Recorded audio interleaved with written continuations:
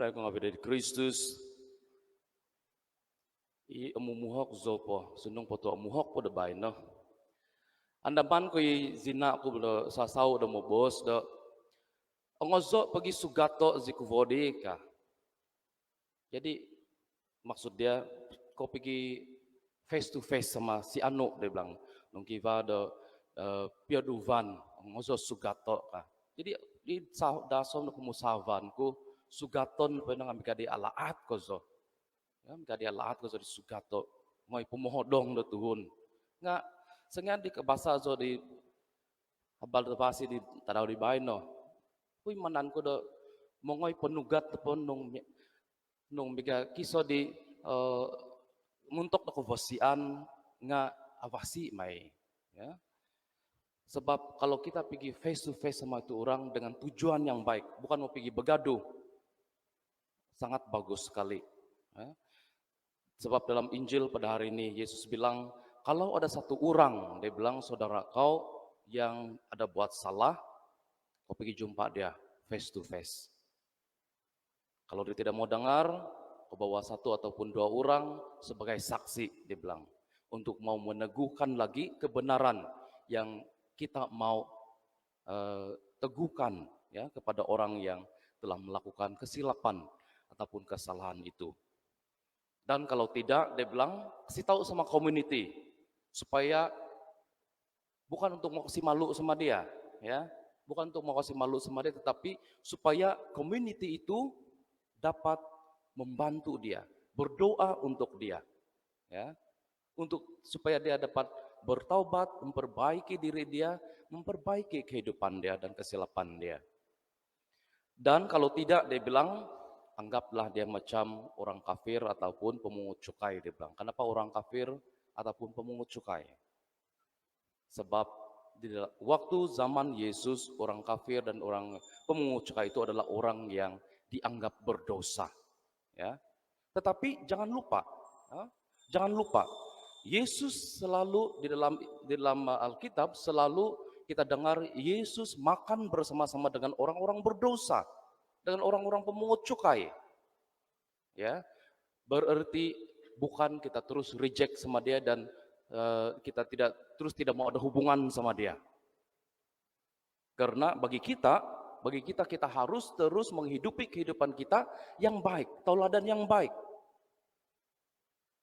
Dan kita tetap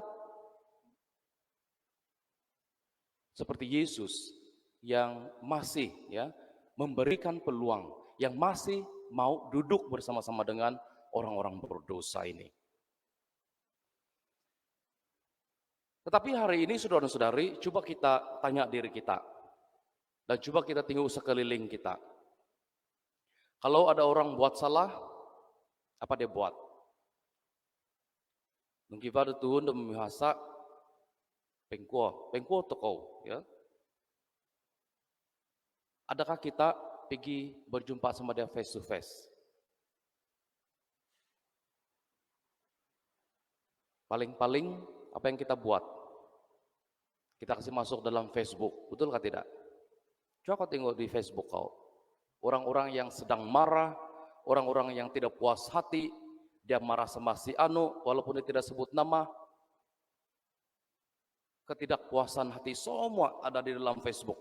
Termasuklah kamu, sebab saya tidak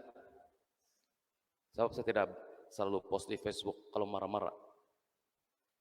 Dan jarang saya post di Facebook. Tetapi itu yang terjadi pada hari ini. Itu yang terjadi pada hari ini. Kita akan post kita punya kemarahan, ketidakpuasan hati di Facebook kita, Instagram kita, dan apa juga media sosial, supaya seluruh dunia tahu. Seluruh dunia tahu. Jadi apa kau dapat? Dapatlah kau berdamai sama dia selepas kau post?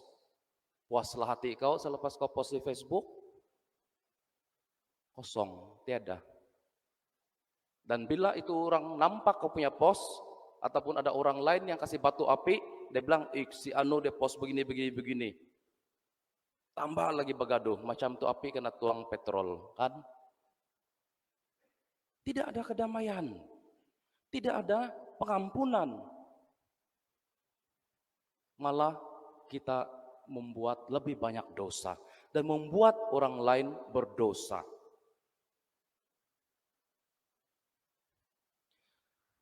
Apa yang Yesus mau bawa kita pada hari ini, ya, Injil pada hari ini saudara-saudari, bukan untuk mau kasih puas hati kita, bukan untuk mau menegakkan bahwa siapa yang salah, siapa yang betul. Tidak, tetapi untuk supaya ada perdamaian, supaya ada kesatuan. Tidak kiralah sama ada kita, kalau kita yang bersalah, kita boleh pergi jumpa itu orang dan minta maaf sama itu orang. Kalau kita sadar kita salah. Tetapi kalau kita tidak sadar kita salah dan orang lain datang kepada kita juga harus ada kerendahan hati untuk mau mengakui bahwa kita juga mempunyai kekurangan. Setiap kita mempunyai kekurangan dan setiap kita memerlukan pengampunan dan perdamaian. Ini yang Yesus mau kita panggil kita pada hari ini. Bukan untuk mau menegakkan siapa yang betul dan siapa yang salah, tetapi untuk kedamaian, untuk kesatuan. Dan kalau kita lihat kan di dalam community gereja kita selalu memanggil satu sama yang lain brothers and sisters, saudara dan saudari. Tapi betulkah saudara dan saudari? Betulkah kau anggap dia saudara dan saudari? Mungkin di gereja ini, community di sini tidak begitu besar. Dan orang-orang yang tinggal di sini saling mengenali satu sama yang lain. Tapi kalau kita pergi di gereja yang lebih besar dan lebih terbuka, banyak orang luar yang datang dan kita tidak kenal. Dan kita hanya nampak begitu dan selepas itu hilang. Apabila kita salam damai, coba kita salam damai, gitu saja kan. Tetapi betulkah ikhlas kau salam damai sama dia? Betulkah kita menganggap kita punya community gereja itu adalah saudara dan saudari kita? Jika ada apa-apa berlaku sama dia di sana luar, kau masih saudara kau kah itu? Paduli bukan hal saya, pura-pura tidak nampak.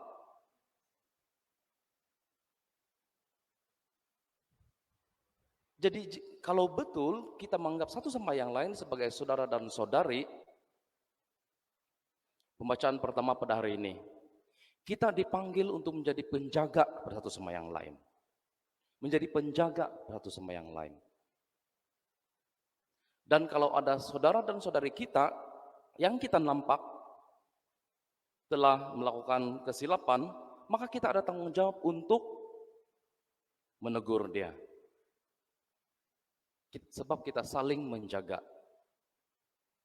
Tapi seringkali apa yang berlaku adalah kita ambil sikap tidak kisah. Kita ambil sikap tidak peduli. Bukan hal saya, bela saya jaga diri saya sendiri dan hal saya sendiri. Tetapi ini hari pembacaan pada hari ini kita dipanggil untuk menjadi penjaga satu sama yang lain. Dan kita dipanggil, kita diingatkan kita mempunyai tanggung jawab pada satu sama yang lain. Tanggung jawab pada satu sama yang lain.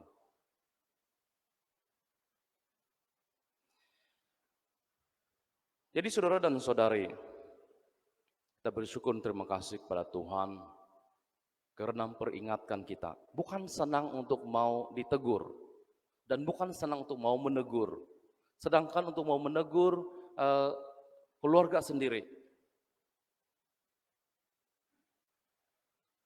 menegur orang yang kau rapat, apalagi yang kau tidak kenal, lagi susah. Jadi apa yang kita harus lakukan sebagai saudara dan saudari dalam Kristus, sebagai yang dipanggil untuk penjaga satu sama yang lain, dan Yesus memanggil kita untuk mau membina perdamaian.